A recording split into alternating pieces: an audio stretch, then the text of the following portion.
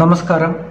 Indian പുരാണങ്ങൾ, Greek പുരാണങ്ങൾ, Egyptian പുരാണങ്ങൾ, അങ്ങനെ എല്ലാ രാജ്യക്കാർക്കും ഓരോ പുരാണങ്ങൾ ഉള്ളതുപോലെ തന്നെ റോമാക്കാരുടെ പുരാണമാണ് ഈ ഒരു വീഡിയോയിൽ ഇവിടെ പറയാൻ പോകുന്നത്.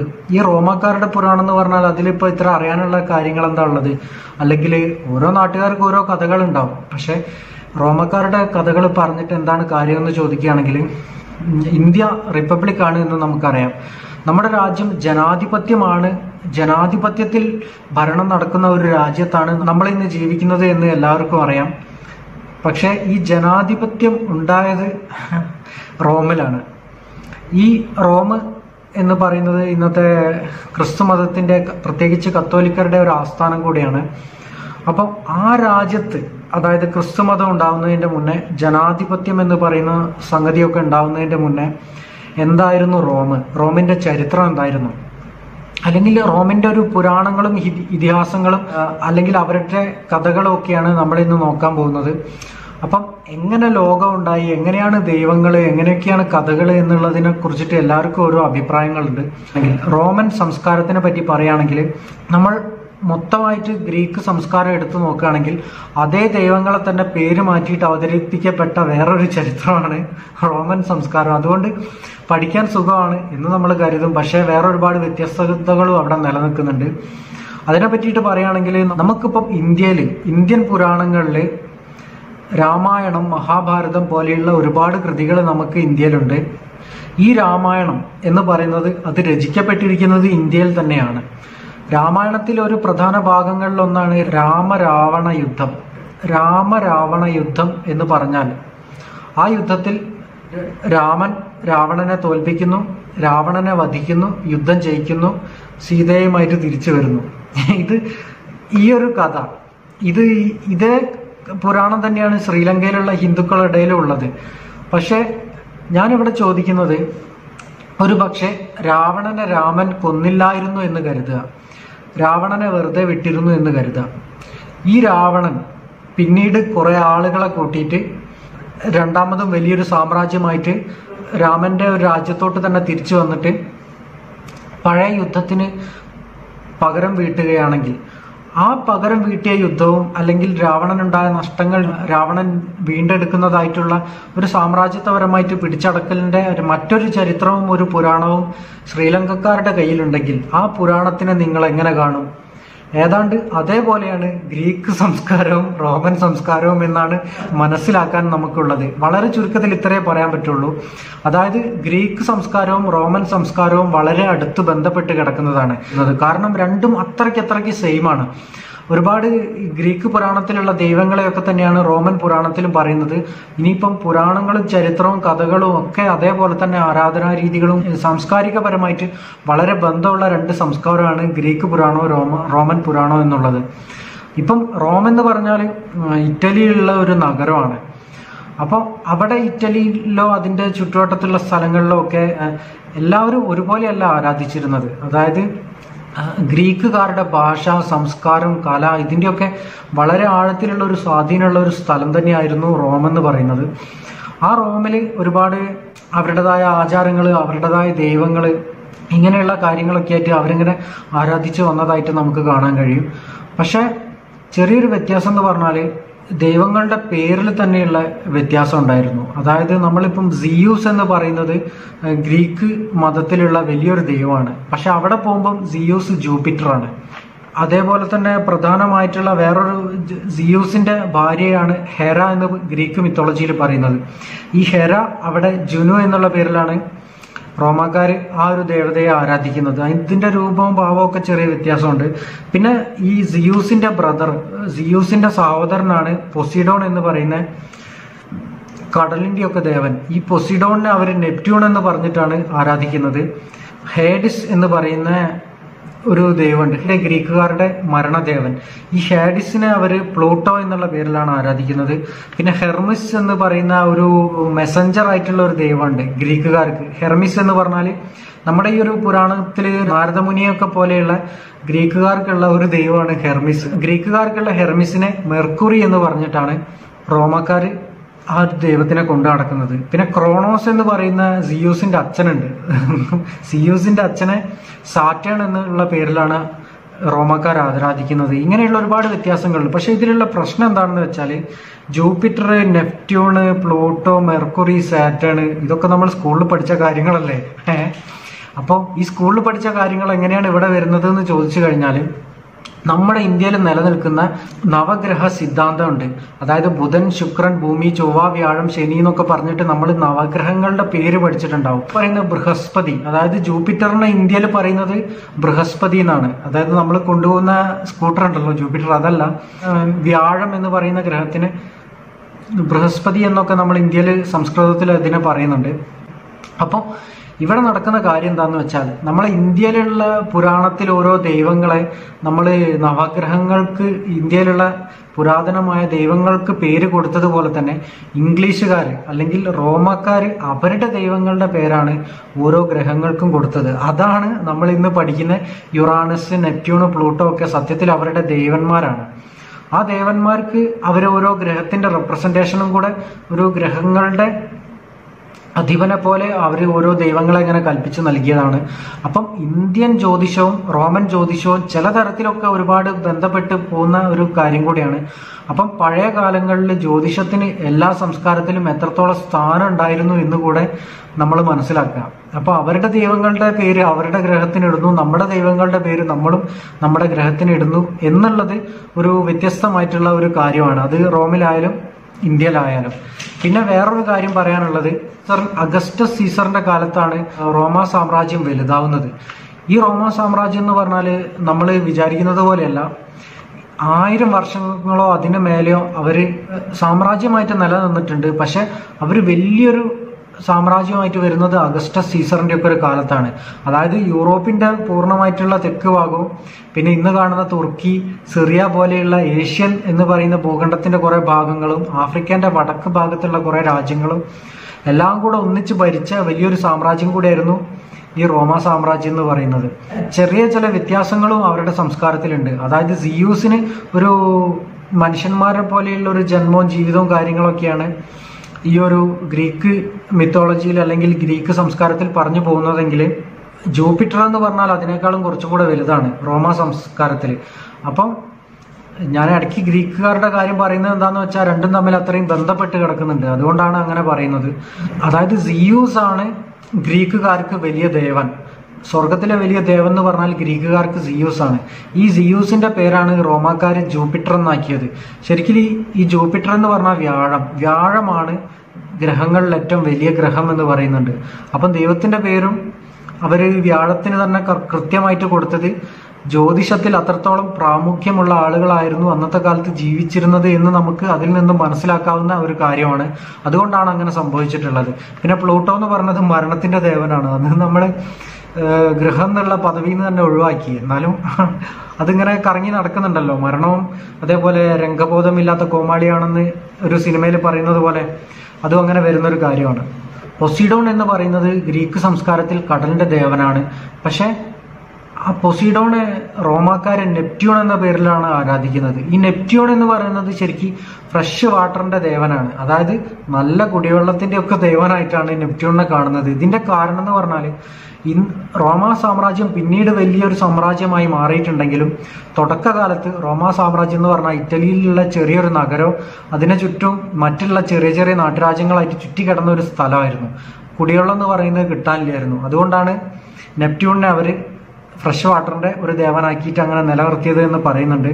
പിന്നെ പ്ലൂട്ടോ എന്ന് പറയുന്ന പേര്, പ്ലൂട്ടോൺ എന്ന് പറയുന്ന ഗ്രീക്ക് വാക്കിന്റെ അർത്ഥം റിച്ച് എന്നുള്ളതാണ്. ആ റിച്ച് എന്നുള്ള പേരിൽ നിന്നാണ് പ്ലൂട്ടോ എന്നുള്ള ആ ഒരു വാക്കുണ്ടായത് എന്ന് പറയുന്നുണ്ട്. പിന്നെ പറയാനുള്ളത് ഹെർമിസും മെർക്കുറിയാണ്. ഹെർമിസ് എന്ന് പറയുന്ന ഗ്രീക്ക് ദേവനെ മെർക്കുറി എന്ന പേരിലാണ് റോമാക്കാർ ആരാധിക്കുന്നത്. ഈ റോമാക്കാർ മെർക്കുറി എന്ന് പറയുമ്പോൾ ഹെർമിസും മെർക്കുറിയും തമ്മിലുള്ള വ്യത്യാസം, ഹെർമിസ് കുറച്ചും കൂടെ ട്രിക്ക് ഉപയോഗിക്കുന്ന ആളാണ്, ഒരുപാട് കൗശലം നിറഞ്ഞ ഒരു കള്ളനെ പോലെയുള്ള ആളാണെന്ന് പറയുന്നത്. പക്ഷെ മെർക്കുറി അങ്ങനെയുള്ള ആളല്ല എന്ന് പറയുന്നുണ്ട്. പിന്നെ അധീന എന്ന് പറയുന്ന ഒരു ദേവതയുണ്ട് ഗ്രീക്കുകാർക്ക്. അത് മിനർവ എന്നുള്ള പേരിലാണ് റോമാക്കാർ ആ ഒരു ദൈവത്തിനെ ആരാധിക്കുന്നത്. മാത്രമല്ല ഈ മിനർവ എന്ന് പറയുന്നത് യുദ്ധത്തിന്റെ കൂടെ ഒരു ദൈവമാണ്. പക്ഷെ ഇതിലുള്ള വേറൊരു വ്യത്യാസം എന്ന് പറഞ്ഞാൽ ഗ്രീക്കുകാർക്ക് 12 ദൈവങ്ങളാണ് പ്രധാനമായിട്ടുള്ളത്. പക്ഷെ റോമിലേക്ക് എത്തുമ്പോൾ അവർക്ക് ആയിരക്കണക്കിന് ദൈവങ്ങളുണ്ട്. ഈ ഈ ആയിരക്കണക്കിന് ദൈവങ്ങൾ എന്ന് പറഞ്ഞാൽ അവർ യുദ്ധത്തിനൊരു ദേവത. ഇപ്പം മിനർവേന്റെ കാര്യമൊക്കെ പറഞ്ഞതുപോലെ ഒരുപാട് യുദ്ധം ചെയ്യുന്ന ഒരു സമൂഹമായിരുന്നു റോമാക്കാർ. അതുകൊണ്ട് തന്നെ യുദ്ധത്തിനെ പ്രതിനിധീകരിക്കുന്ന ഒരുപാട് ദൈവങ്ങൾ അവർക്ക് ഉണ്ടായിരുന്നു. യുദ്ധം ജയിക്കാന്, മറ്റൊരു തോക്കാന്, ഇങ്ങനെയുള്ള അധികാരം ലഭിക്കാനൊക്കെ വേണ്ടിയിട്ടുള്ള ഒരുപാട് വഴിപാട് പോലെയുള്ള കാര്യങ്ങളൊക്കെ ചെയ്യാൻ അവർക്ക് അങ്ങനെ ദൈവത്തിന്റെ എണ്ണം കൂടുതലായിരുന്നു എന്നുള്ളതാണ് പറയുന്നത്. എങ്ങനെയാണ് ഇവരുടെ മിത്തോളജി തുടങ്ങുന്നത് എന്നൊക്കെ ഞാൻ പറയാം. അതൊക്കെ ഭയങ്കര രസമുള്ള കാര്യമാണ്. അതിന്റെ ഇടയിൽ പറയാനുള്ള അഗസ്റ്റസ് സീസറിന്റെ കാലത്ത് സാമ്രാജ്യം രണ്ടാവുകയാണ്. അതായത് ഒന്നിച്ച് ഭരിക്കാൻ പറ്റുന്നില്ല ഇത്രയും വലിയൊരു രാജ്യം. അപ്പൊ അതുകൊണ്ട് തന്നെ കിഴക്കൻ റോമൻ സാമ്രാജ്യവും പടിഞ്ഞാറൻ റോമൻ സാമ്രാജ്യവും വരികയാണ്. ഈ കിഴക്കൻ റോമൻ സാമ്രാജ്യമാണ് പിന്നീട് ബൈസന്റൈൻ സാമ്രാജ്യം എന്ന് പറഞ്ഞിട്ട് പിന്നെ പേര് മാറുന്നത്. അതൊക്കെ നമുക്ക് ഒരു ചരിത്രമാണ് അറിയാൻ പറ്റുന്നതാണ്. അവർ രണ്ടുപേർക്കുള്ള ദൈവങ്ങൾ എന്ന് പറഞ്ഞാൽ, ഗ്രീക്കുകാരുടെ ദൈവം എന്ന് പറഞ്ഞാൽ ഹെലനിസ്റ്റിക് ദൈവങ്ങളാണ്. ടൈറ്റൻ ദൈവങ്ങളാണ് റോമാക്കാർക്കുള്ളത്. ഈ ടൈറ്റൻ ദൈവങ്ങളും ഹെലനിസ്റ്റിക് ദൈവങ്ങളും തമ്മിൽ പേരിൽ മാത്രമേ മാറ്റമുള്ളൂ എന്ന് പറഞ്ഞു. പക്ഷെ അത് മാത്രമല്ല, അവർ തമ്മിലുള്ള ഒരു പ്രശ്നം കൂടെ ഇവിടെ ഞാൻ പറയുകയാണ്. അവരുടെ തമ്മിലുള്ള പ്രശ്നം എന്ന് പറഞ്ഞാൽ, ഈ ഒരു അവരുടെ ഒരു റോമാക്കാരുടെ പുരാണമാണ് ഇനി ഞാൻ പറഞ്ഞു വരുന്നത്. പുരാണം എന്ന് പറഞ്ഞാൽ ശരിക്കും റോമാക്കാരുടെ അവർ ഇന്ന് കാണുന്ന റോമിലുള്ള ആളുകളായിരുന്നില്ല എന്നുള്ളതാണ് അവരുടെ പുരാണത്തിൽ നിന്നും നമുക്ക് മനസ്സിലാക്കാൻ പറ്റുക. ഗ്രീക്കുകാർ പണ്ട് ഒരുപാട് യുദ്ധങ്ങൾ ചെയ്തതൊക്കെ ആയിട്ട് നമ്മൾ കേട്ടിട്ടുള്ളതായിരിക്കും. ഗ്രീക്കുകാരുടെ യുദ്ധം എന്ന് പറഞ്ഞാൽ നമ്മൾ ചിന്തിക്കുന്നതിലപ്പുറമാണ്. കാരണം അലക്സാണ്ടർ ചക്രവർത്തി യുദ്ധം ചെയ്ത് ഒരുപാട് സ്ഥലത്ത് കൂടെ വന്നിട്ട് അവസാനം ഇന്ത്യ വരെ എത്തി. ഇന്ത്യന്റെ അടുത്തുള്ള കുറെ ഭാഗങ്ങൾ വരെ അലക്സാണ്ടർ ചക്രവർത്തിന്റെ കീഴിലായിരുന്നു എന്നാണ് പറയുന്നത്. ഈ മാക്സിഡോണിയ എന്ന് പറയുന്ന ആ സ്ഥലത്ത് നിന്ന് വന്ന ആള്. അപ്പൊ അതുകൊണ്ട് തന്നെ ഗ്രീക്കുകാർ യുദ്ധത്തിൽ വളരെ നിപുണരായിട്ടുള്ള ആളുകളായിരുന്നു എന്നുള്ളത് സ്പഷ്ടമായിട്ടുള്ള ഒരു കാര്യമാണ്. അപ്പം ഗ്രീക്കുകാർ അങ്ങനെ യുദ്ധം ചെയ്ത് അവരുടെ സാമ്രാജ്യമൊക്കെ വലുതായി. പിന്നീട് അലക്സാണ്ടറിന്റെ ഒക്കെ കാലത്തിന് ശേഷം ഗ്രീക്ക് സാമ്രാജ്യം ഓരോ കഷ്ണമായിട്ട് അങ്ങനെ മുറിഞ്ഞ് വേറെ വേറെ രാജ്യങ്ങളായിട്ട് പോയതൊക്കെ പിന്നീട് നമുക്ക് കാണാൻ കഴിയും. പക്ഷെ അതിന്റെ മുന്നേ ഈ ഒരു കാര്യത്തിനുള്ള പ്രശ്നം എന്താണെന്ന് വെച്ച് കഴിഞ്ഞാൽ, നമ്മുടെ ഈ ഒരു മഹാഭാരത യുദ്ധം എന്നൊക്കെ പറയുന്നത് ഒരു ചരിത്രം എന്നുള്ള ഒരു ഇതിലുപരിയായിട്ട് പുരാണവും ഇതിഹാസവും മിത്തുകളും എല്ലാം കൂടെ വരുന്നൊരു കാര്യമാണ്. അപ്പൊ അതുപോലെ തന്നെയാണ് ഈ റോമാക്കാരുടെയും ഗ്രീക്കുകാരുടെയും ഒക്കെ പഴയ കാലഘട്ടം എന്ന് പറഞ്ഞാൽ. അത് നമുക്ക് ചിലതൊക്കെ മിത്ത്, അതിശയോക്തിയായിട്ടുള്ള കാര്യങ്ങളായിരിക്കും അതിൻ്റെ അകത്ത് കാര്യമായിട്ടുണ്ടാവുക. അപ്പൊ ഇതിന്റെ റോമ സാമ്രാജ്യം എന്ന് പറഞ്ഞാൽ നമ്മൾ ചിന്തിക്കാത്ത രീതിയിലാണ് അവരുടെ സാമ്രാജ്യം സ്ഥാപിക്കപ്പെടുന്നത്. അവര് പണ്ട് റോമിലായിരുന്നില്ല, മാസിഡോണിയയും ട്രോയും അങ്ങനെ രണ്ട് രാജ്യങ്ങളുണ്ട്. ഇന്നത്തെ തുർക്കിന്റെ ഭാഗമായിട്ടുള്ള ഒരു സ്ഥലം, അവിടെ ജീവിച്ച ആളുകളായിരുന്നു പഴയ റോമാക്കാരെന്ന് പറഞ്ഞാൽ. സത്യം അതാണ്. അവര് അന്ന് റോം എന്ന് പറഞ്ഞ സാമ്രാജ്യമൊന്നും ഉണ്ടായിട്ടില്ല. അവര് അറ്റ്ലസുകൾക്കും ഗ്രീക്കുകാർക്കും യുദ്ധം നടക്കുകയാണ്. ഈ യുദ്ധം നടക്കുമ്പോൾ 10 വർഷം ആ യുദ്ധം നീണ്ടു നിന്നാ പറയുന്നത്. 10 വർഷം ഗ്രീക്കുകാർക്ക് അങ്ങനെ റോമാക്കാരെ തോൽപ്പിക്കാനേ പറ്റിയിട്ടുണ്ടായിരുന്നില്ല. അങ്ങനെ 10 വർഷം യുദ്ധം നീണ്ടു നിൽക്കുകയാണ്. ഗ്രീക്ക് ദൈവങ്ങളും ടൈറ്റൻസ് ദൈവങ്ങളും ഒക്കെ ഇതിന്റെ ഭാഗമാകുന്നുണ്ട്. ദൈവങ്ങൾ പോലും നിന്നിട്ടുള്ള യുദ്ധമാണ് അവരുടെ ആ ഒരു ഗ്രീക്ക് റോമൻ യുദ്ധം എന്ന് പറയുന്നത്. ആ യുദ്ധത്തിൽ 10 വർഷത്തിന് ശേഷം അവർക്ക് ഈ ടൈറ്റൻസിന് വലിയ കോട്ടമതില് കാര്യങ്ങളൊക്കെ ഉണ്ട്. അപ്പൊ ആ കോട്ടമതിൽ ഭേദിച്ചിട്ട് ഈ ഒരു ഗ്രീക്കുകാർക്കുള്ളോട്ട് എത്താൻ പറ്റുന്നില്ല. അപ്പോൾ അങ്ങനെ കുറെ 10 വർഷത്തിന് ശേഷം ഗ്രീക്കുകാർ ആ കോട്ടയുടെ ഉള്ളിലേക്ക് എത്തുകയാണ്. ഈ ട്രോജൻ ഹോഴ്സിന്റെ കഥയൊക്കെ നമ്മൾ കേട്ടിട്ടുള്ളതായിരിക്കും. അത് വേറൊരു ചരിത്രമാണ്. അത് ഞാൻ വേറൊരു വീഡിയോയിൽ പറയുന്നുണ്ട്. അങ്ങനെ അവര് ഗ്രീക്കുകാർ ടൈറ്റൻസിന്റെ കോട്ടയുടെ ഉള്ളിലേക്ക് എത്തുകയാണ്. അവിടെയുള്ള കുറെ ആളുകൾ പലായനം ചെയ്യാണ് പേടിച്ചിട്ട്. ഐനിയസ് എന്ന് പറയുന്ന ഒരാളുണ്ട്. അങ്ങനെ ആ പുള്ളിക്കാരനും പുള്ളിന്റെ കൂടെയുള്ള കുറെ ആളുകളും കൂടിയിട്ട് അവിടെ നിന്ന് ഇങ്ങനെ രക്ഷപ്പെട്ടു പോവാണ്. രക്ഷപ്പെട്ടു പോയിട്ട് കുറെ പ്രതിബന്ധങ്ങള്, ആക്രമണങ്ങള്, കാര്യങ്ങളൊക്കെ ഇങ്ങനെ സഹിച്ച് ഓരോ ദ്വീപുകളിലൊക്കെ മാറി മാറി കുറെ വർഷങ്ങൾ കൊണ്ട് അവര് ഇന്നത്തെ ഇറ്റലിയിലെത്തുകയാണ്. ഇറ്റലിയിലെത്തിയിട്ട് ഇറ്റലിയിലുള്ള ലാറ്റിനസ് രാജാവ് അവരെ സ്വീകരിക്കുകയാണ്. അവരെങ്ങനെ സൽക്കരിച്ചിരുത്താണ്. അവർ ശരിക്കും ഇവരുടെ ദൈവങ്ങളെയോ അല്ലെങ്കിൽ അങ്ങനെയുള്ള സംസ്കാരത്തിനൊന്നും അംഗീകരിച്ചിട്ടല്ല. ഒരു പാവം തോന്നിയിട്ട് അങ്ങനെ അംഗീകരിച്ച് അങ്ങനെ സ്വീകരിക്കുകയാണ്. അപ്പം ഐനിയസ് എന്ന് പറയുന്ന ആ ഒരു പഴയ ടൈറ്റൻസിന്റെ പിന്മുറക്കാരനായിട്ടുള്ള ആള് ലാറ്റിനസ് രാജാവിന്റെ മകളെ സ്നേഹിക്കുകയാണ്. അങ്ങനെ ലാറ്റിനസ് രാജാവ് മകളെ ഈ ഐനിയസിന് കല്യാണം കഴിച്ചു കൊടുക്കുകയാണ്. അങ്ങനെ കല്യാണം കഴിഞ്ഞ് അവരൊന്നിച്ച് ജീവിക്കുകയാണ്. പിന്നെ ഏനിയസ് അവിടെ ഇറ്റലിയിൽ ചെറിയ സാമ്രാജ്യമൊക്കെ സ്ഥാപിക്കുന്നുണ്ട്, ആൽബലോങ്ക എന്നുള്ള പേരിൽ. ലാറ്റിനസ് രാജാവിന്റെ മകൾക്കും ഏനിയസിനും ഒരു പെൺകുട്ടി ജനിക്കുന്നുണ്ട്. റിയ സിൽവ എന്ന് ആണ് ആ ഒരു കുട്ടീന്റെ പേര്. അങ്ങനെ അവരിങ്ങനെ വളർന്നിങ്ങനെ വലുതാവുകയാണ്. ആ കുട്ടി ഇങ്ങനെ വളർന്ന് വലുതാവുകയാണ്. ആ കുട്ടി വലുതായി കഴിഞ്ഞപ്പം മാർസ്, അതായത് മാർസ് എന്ന് പറയുന്ന ഗ്രഹം ഉണ്ടല്ലോ, ചന്ദ്രൻ, ആ ചന്ദ്രദേവനുമായിട്ട് ഈ കുട്ടി സ്നേഹത്തിലാവാണ്. അതായത് നമ്മൾ ഇന്ത്യൻ പുരാണത്തിൽ നമ്മൾ കേട്ടിട്ടുള്ളതായിരിക്കും, സൂര്യന്റെ അംശം ഉൾക്കൊണ്ടിട്ട് കുന്തി ദേവിക്ക് കർണൻ ജനിക്കുന്നതും ഒക്കെ നമ്മുടെ മഹാഭാരതത്തിൽ നമ്മൾ കേട്ടിട്ടുള്ളതായിരിക്കും. അതുപോലെ തന്നെ റിയ സിൽവ എന്ന് പറയുന്ന കുട്ടി മാർസുമായിട്ട്, അതായത് ചന്ദ്രനുമായിട്ട് സ്നേഹത്തിലാവുകയും അതിൽ 2 കുട്ടികൾ ജനിക്കുന്നുണ്ട്. അവർക്ക് 2 പേർക്കും 2 കുട്ടികൾ ജനിക്കുന്നുണ്ട്. റോമുലസ് റീമസ് എന്ന് പറയുന്ന 2 കുട്ടികൾ അവിടെ ജനിക്കുന്നുണ്ട്. ഈ കുട്ടികൾ അങ്ങനെ അവിടെ വളർന്നു വരികയാണ്. അപ്പോൾ അത് ചന്ദ്രന് അല്ലെങ്കിൽ മാർസിന് ജനിച്ച കുട്ടികളാണ്. അപ്പോൾ അങ്ങനെ ജനിച്ച ദൈവാംശത്തോടു കൂടി ജനിക്കുന്ന കുട്ടികളാവുമ്പോൾ അവർ വളർന്നു വരാനും അവർ നമുക്കൊരു ഭീഷണിയാവാനും സാധ്യതയുണ്ട് എന്ന് അവിടുത്തെ രാജാവിന് തോന്നുകയാണ്. അങ്ങനെ ആ രാജാവ് കുട്ടികളെ കൊല്ലാൻ വേണ്ടി ഇങ്ങനെ വരികയാണ്. പക്ഷെ അവർ ഈ കുട്ടീനെ അതിവിദഗ്ധമായിട്ട് രക്ഷിച്ച് ഒരു കൂടയിലാക്കി നദിയിൽ ഇങ്ങനെ വിടുകയാണ്. അപ്പം അങ്ങനെ ആ റോമുലസും റീമസും അങ്ങനെ രക്ഷപ്പെട്ട് ഇങ്ങനെ പോവാണ്. പക്ഷെ അതിൽ ശേഷം നടക്കുന്ന ഒരു കാര്യം എന്ന് പറഞ്ഞാൽ, നമ്മൾ ഈ ജംഗിൾ ബുക്ക് കഥയൊക്കെ കണ്ടിട്ടില്ലേ? ജംഗിൾ ബുക്കിൽ മൗഗ്ലിനെ വളർത്തുന്നത് ചെന്നായ്ക്കളാണല്ലോ. അതേപോലെ റോമുലസിനെയും റീമസിനെയും ഒരു പെൺ ചെന്നായ വളർത്തുകയാണ്, ഏറ്റെടുത്ത് വളർത്തുകയാണ്.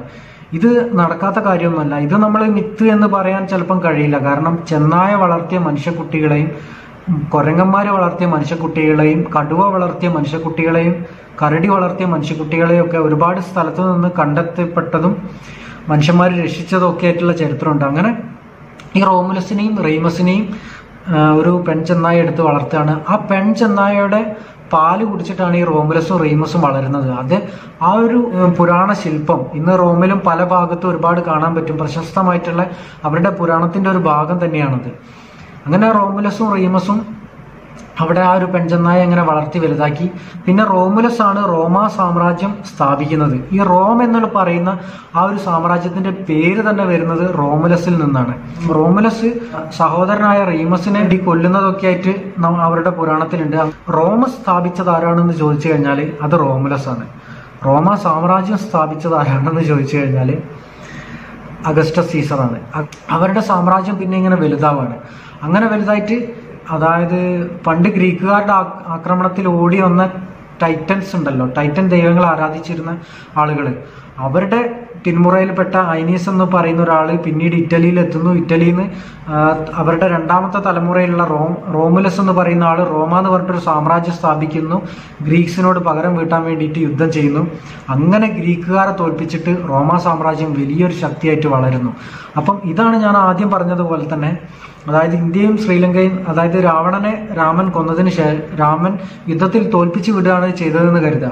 ഈ രാവണനോ രാവണന്റെ പിന്മുറക്കാരോ പിന്നീട് ഇതേ യുദ്ധത്തിന് പകരം വീട്ടിയിട്ട് അതൊരു പുരാണമായിട്ട് എഴുതപ്പെടുകയാണെങ്കിൽ എങ്ങനെയുണ്ടാവും? അതേപോലെയാണ് റോമ സാമ്രാജ്യവും ഗ്രീക്ക് സാമ്രാജ്യവും. അതായത് നമുക്ക് നമ്മുടെ രാമായണത്തിന് അപരവൽക്കരിച്ചിട്ട് മറ്റൊരു കൃതി വേറെ സ്ഥലത്ത് എഴുതപ്പെട്ടിട്ടില്ല. കാരണം രാമന്റെ വിജയം എന്ന് പറയുന്നത് സുനിശ്ചിതമായിരുന്നു. അത് തകർക്കാൻ പറ്റാത്ത ഒരു എന്നും വിജയമായിട്ട് തന്നെ നിലനിൽക്കുകയായിരുന്നു ചെയ്തിട്ടുള്ളത്. പക്ഷെ റോമാക്കാരുടെയും ഗ്രീക്കുകാരുടെയും കഥ അങ്ങനെയല്ല. അവർ പരസ്പരം യുദ്ധം ചെയ്തുകൊണ്ട് നിലനിന്നിരുന്ന 2 സംസ്കാരമായിരുന്നു. അതുകൊണ്ട് തന്നെ ഇവിടെയുള്ള ദൈവങ്ങളുടെ പേരോ അല്ലെങ്കിൽ ഇവിടെയുള്ള കഥാപാത്രങ്ങളുടെ പേരോ ഒക്കെ അപ്പുറത്തും കാണാം.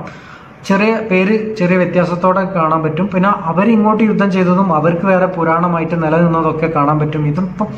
അപ്പം ഇതാണ് റോമാക്കാരുടെയും ഗ്രീക്കുകാരുടെയും ഏകദേശം ഒരു ചരിത്രം എന്ന് പറയുന്നത്. മാത്രമല്ല ഇതിഹാസങ്ങളെ കാര്യം നോക്കുകയാണെങ്കിൽ ഇന്ത്യൻ ഇതിഹാസം എന്ന് നമുക്ക് പറയാനുള്ളത് രാമായണവും മഹാഭാരതവുമാണ്. അതേപോലെ ഗ്രീക്ക് ഇതിഹാസം എന്ന് പറയുന്നത് ഒഡീസിയും ഇലിയഡുമാണ്. ഈ ഒഡീസിയും ഇലിയഡും എഴുതിയത് ഹോമർ ആണെന്നാണ് പറയുന്നത്. ഈ ഹോമർ എന്ന് പറഞ്ഞാൽ ഒരു വ്യക്തിയാണോ, ഒരു കൂട്ടം വ്യക്തികളാണോ, അല്ലെങ്കിൽ ഒരേ പേരിൽ പല കാലത്ത് വന്ന വ്യക്തികളാണോ എന്നുള്ളതൊക്കെ പലരും ചർച്ച ചെയ്യുന്ന ഒരു വിഷയമാണ്. കാരണം ഇത്രയും വലിയ മഹാകാവ്യം ഒരു മനുഷ്യൻ ഒറ്റയ്ക്ക് എഴുതാൻ പറ്റുമോ എന്നുള്ളതാണ് ആളുകൾ ചോദിക്കുന്നത്. അപ്പം അങ്ങനെ നിൽക്കുന്ന സമയത്ത് ഒരു രാജാവിന്റെ കാലത്ത് റോമാ സാമ്രാജ്യത്തിലുള്ള ഒരു രാജാവ് ചോദിക്കുകയാണ്, അവർക്കൊക്കെ അവരുടെ പുരാണം ഇതിഹാസവും കാര്യങ്ങളൊക്കെ ഉണ്ട്. നമുക്ക് എന്താണുള്ളത് എന്ന് ചോദിക്കുമ്പോൾ വിർജിൽ എന്ന് പറയുന്ന ഒരു വ്യക്തിയുണ്ട്. ഈ വിർജിൽ എന്ത് ചെയ്യാണെന്ന് വെച്ചാൽ കുറച്ച് ഒഡീസിയിൽ നിന്നും കുറച്ച് ഇലിയഡിൽ നിന്നും ഏറ്റെടുത്ത് കുറച്ച് അവരുടെ യുദ്ധ പരമ്പര പോലെയുള്ള കാര്യങ്ങളൊക്കെ വെച്ചിട്ട് പുതിയ ഒരു ചരിത്രം എഴുതിയുണ്ടാക്കുകയാണ്. ആ ഒരു പുതിയ ചരിത്രത്തിന്റെ പേരാണ് എനിയഡ് എന്നുള്ളത്. അതായത് ഗ്രീക്ക് കൃതികളായ ഒഡീസിയിൽ നിന്നും ഇലിയഡിൽ നിന്നും കുറച്ചെടുത്ത് പിന്നെ റോമാക്കാരുടെ യുദ്ധപരമായിട്ടുള്ള കാര്യങ്ങളും ഒക്കെ ചേർത്തിട്ട് എനിയഡ് എന്നുള്ള പേരിൽ ഒരു ഗ്രന്ഥം ഇറക്കിയിട്ടുണ്ട്. അതാണ് അവരുടെ പുരാതനമായിട്ടുള്ള ഗ്രന്ഥം. പിന്നെ റോമാ സാമ്രാജ്യം എന്ന് പറഞ്ഞാൽ പിന്നെ ഞാൻ പറഞ്ഞു ഗ്രീക്കുകാരെയും തോൽപ്പിച്ച് അങ്ങനെ വലിയൊരു സാമ്രാജ്യ ശക്തിയായിട്ട് അങ്ങനെ വളരുക ചെയ്തത്. അപ്പൊ അതിന്റെ ഇടയിൽ ഗ്രീക്കുകാരുടെ ഒരു പുരാണം കൂടെ നമ്മൾ പറയാനുണ്ട്, വിട്ടുപോയതാണ്. ഈ ടൈറ്റൻ ദൈവങ്ങളെ തോൽപ്പിച്ചതിനെ പറ്റിയിട്ട് ഗ്രീക്കുകാർക്കൊരു പുരാണമുണ്ട്. അവര് വെറുതെ യുദ്ധം ചെയ്തതല്ല, അതിന് എന്താ പറയാ പുരാണപരമായിട്ടുള്ള ചില കാരണങ്ങളാണ്. അത് ഗ്രീക്കുകാരുടെ ഒരു പുരാണം പറഞ്ഞു പോകുമ്പം ഞാൻ ആ ഒരു വീഡിയോയിൽ കൃത്യമായിട്ട് പറയുന്നുണ്ട്. ഒരുപാട് ആഘോഷങ്ങൾ നമുക്ക് ഇന്ത്യയിലുണ്ട്. അതായത് ദീപാവലി ആയിട്ടോ അല്ലെങ്കിൽ ആയുധപൂജയായിട്ടോ ഇങ്ങനെയുള്ള ഒരുപാട് കാര്യങ്ങളുണ്ട്. അതുപോലെ തന്നെ 40 ഫെസ്റ്റിവലാണ് പഴയ പുരാതന റോമൻ മതക്കാർക്ക് ഉണ്ടായിരുന്നത് എന്നാ പറയുന്നത്. 40 ഫെസ്റ്റിവൽ. അതിലൊന്നാണ് ലുഡി എന്ന് പറയുന്ന അവരുടെ ഒരു ഫെസ്റ്റിവലൊക്കെ. ഈ ലുഡി എന്ന് പറഞ്ഞാൽ നമ്മൾ ഗ്ലാഡിയേറ്റർ സിനിമയിലൊക്കെ കണ്ടിട്ടുണ്ടാവും. അതായത് ആളുകൾ വന്നിട്ട് ഇങ്ങനെ യുദ്ധം ചെയ്യാണ്. യുദ്ധം ചെയ്ത് മരിക്കുന്ന ആള് ബലിയായിട്ട് പോകും. അത് അവരുടെ ഒരു എന്താ പറയാ വലിയൊരു സ്റ്റേഡിയത്തിൽ ആളുകളൊക്കെ വന്നിട്ട് ഇങ്ങനെ ഇരിക്കും. രണ്ടാളുകൾ വന്നിട്ട് മല്ലയുദ്ധം നടത്തും. അതിൻ്റെ ഇടയിൽ മരണപ്പെടുന്ന ആളുകളെ കടുവകളൊക്കെ വന്ന് തിന്നും. അപ്പൊ ഇതൊക്കെ ടിക്കറ്റ് എടുത്തിട്ട് അന്നത്തെ ആളുകൾ കണ്ടിരുന്ന കാര്യങ്ങളാണ് എന്നാണ് പറയുന്നത്. അപ്പോൾ ഈ ലുഡി എന്നൊക്കെ പറയുന്നത് അവരുടെ ആഘോഷമായിട്ടുള്ള ഒരു കാര്യമാണ്. നമുക്കിപ്പം പണ്ട് സൗത്ത് ഇന്ത്യയിൽ നമ്മുടെ ഈ ഒരു ഭാഗത്ത് മാമാങ്കമൊക്കെ നടന്നതുപോലെ അവര് റോമൻ കൾച്ചറിൽ ലുഡി എന്ന് പറയുന്ന അവരുടെ ആഘോഷമുണ്ട്. ഈ ഗ്ലാഡിയേറ്റർമാരെന്ന് പറഞ്ഞാൽ അത് ശരിക്കും പോരാളികൾ തന്നെയായിരുന്നു. അത് സിനിമയിലൊക്കെ കാണിക്കുന്നത് ശരിയാണ്. അത് ആ ഒരു രീതിയിൽ തന്നെയുള്ള ആളുകൾ പടവെട്ടാനും ഒക്കെ ആയിട്ട് നടന്ന ചാവേറുകൾ പോലത്തെ ഉള്ള ആളുകളൊക്കെ ഉണ്ടായിരുന്നു എന്നാണ് പറയുന്നത്. ഇങ്ങനെയുള്ള റോമാ സാമ്രാജ്യം വളരെ വികസിച്ചു വന്ന ഈ റോമാ സാമ്രാജ്യമാണ് ജനാധിപത്യം ലോകത്തിന് പരിചയപ്പെടുത്തിയത്. അഗസ്റ്റസ് സീസറിനെ പോലെയുള്ള വലിയ വലിയ ഭരണാധികാരികളെ നമ്മുടെ ലോകത്തിന് തന്നിട്ടുള്ളത്. ഈ റോമാ സാമ്രാജ്യത്തിന്റെ വടക്ക് ഭാഗത്തോട്ടുള്ള ഭാഗങ്ങളൊക്കെ ഹോളി റോമൻ എംപയർ എന്നുള്ള പേരിലാണ് അറിയപ്പെടുന്നത്. ഇന്നത്തെ ക്രിസ്ത്യാനികളെ പറ്റി പറയുകയാണെങ്കിൽ കത്തോലിക്ക സഭേന്റെ ഒക്കെ ആസ്ഥാനം എന്ന് പറയുന്നത് റോമാണ്. എനിയഡ് എന്ന് പറയുന്ന ആ ഒരു ദേവന്മാർക്ക് വേണ്ടിയിട്ട് അവർ യുദ്ധം ചെയ്തത്, അവരുടെ കൃതി, ഇങ്ങനെയുള്ള ഒരുപാട് പുരാണമുള്ള ഒരു സ്ഥലം കൂടിയാണ് റോം എന്ന് പറയുന്നത്. ഇന്നും റോമൻ ദൈവങ്ങളെ ആരാധിക്കുന്ന ജനത ഇന്നും യൂറോപ്പിലുണ്ട് എന്ന് മനസ്സിലാക്കുക. അങ്ങനത്തെ ആളുകൾ ഇന്നുണ്ട്. ചെറിയ ന്യൂനപക്ഷമായിട്ടാണെങ്കിലും അങ്ങനെയുണ്ട്. ഗ്രീക്ക് ദൈവങ്ങളെ ആരാധിക്കുന്ന ആളുകൾ ഇന്നുണ്ട് ഇന്നും നിലനിൽക്കുന്നു എന്നുള്ളത് ഞാൻ വേറൊരു വീഡിയോ ചെയ്തിരുന്നു. അതുപോലെ തന്നെയാണ് ഇവരുടെ കാര്യവും. ക്രിസ്ത്യാനികൾ അല്ലെങ്കിലും 1-ാം നൂറ്റാണ്ട് മുതലേ ക്രിസ്ത്യാനികൾ ഒരുപാട് റോമൻ സാമ്രാജ്യത്തിലുണ്ടായിരുന്നു. പഴയ റോമൻ സാമ്രാജ്യത്തിലുള്ള ആളുകളെയൊക്കെ ക്രിസ്ത്യാനികളെ ഒരു മതത്തിലുള്ളവരായിട്ട് കണ്ടിരുന്നില്ല, ഒരു ഇറിലീജിയസ് ആയിട്ടുള്ള ആളുകളായിട്ടായിരുന്നു പഴയ റോമാക്കാരൊക്കെ ക്രിസ്ത്യാനികളെ 1-ാം നൂറ്റാണ്ടിലൊക്കെ കണ്ടിരുന്നത്. AD 64 ആണ് റോമാ സാമ്രാജ്യം തീ പിടിച്ചതൊക്കെ നമ്മൾ കേട്ടിട്ടുണ്ടാവും.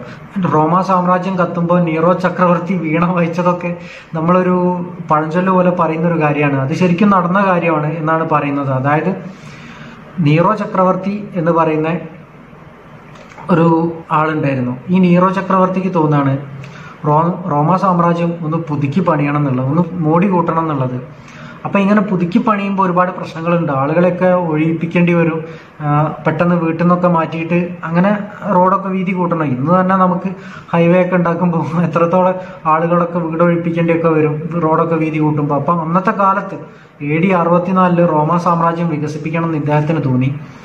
പെട്ടെന്ന് ആളുകളെ ഒന്നും ചെയ്യാൻ പറ്റൂല, മാറ്റാനൊന്നും പറ്റൂല. അപ്പൊ അദ്ദേഹം കണ്ടെത്തിയൊരു വഴിയാണ് റോമാ സാമ്രാജ്യത്തിന് അങ്ങോട്ട് തീ കൊടുക്കുക എന്നുള്ളത്. അങ്ങനെ നീറോ ചക്രവർത്തിയാണ് റോമാ സാമ്രാജ്യത്തിന് തീ കൊടുത്തത് എന്നാണ് പറയപ്പെടുന്നത്. അങ്ങനെ റോം കത്തുമ്പം ഈ ചക്രവർത്തി വീണ വായിക്കുകയായിരുന്നു എന്നാണ് പറയുന്നത്. പിന്നീട് ഇതിന് അന്വേഷണമൊക്കെ വരുമല്ലോ. അന്വേഷണം വരുമ്പം ആരാണ് റോമാ സാമ്രാജ്യം കത്തിച്ചത് എന്ന് ചോദിച്ചപ്പം ചക്രവർത്തി തന്നെ അതിനൊരു നിഗമനമൊക്കെ പറയാണ്, ക്രിസ്ത്യാനികളാണ് റോമാ സാമ്രാജ്യം കത്തിച്ചത് എന്ന് പറഞ്ഞിട്ട് അങ്ങനെ ക്രിസ്ത്യാനികളെ കൂടുതലായിട്ട് വേട്ടയാടാനും കൊല്ലാനും ഒക്കെ തുടങ്ങുകയാണ്. അത് ഭയങ്കര ക്രൂരമായിട്ട്, അതായത് വിളക്കിന് പകരം കത്തിക്കുന്ന രീതിയിൽ തുണി ചുറ്റിയിട്ട് ക്രിസ്ത്യാനികളെ കത്തിച്ചു വെച്ചിരുന്നു എന്നൊക്കെ പറയുന്നുണ്ട്. അത്രയും ക്രൂരമായിട്ടുള്ള ഒരു കാര്യമാണ് നീറോ ചക്രവർത്തി ക്രിസ്ത്യാനികളോടൊക്കെ ചെയ്തിട്ടുള്ളത്.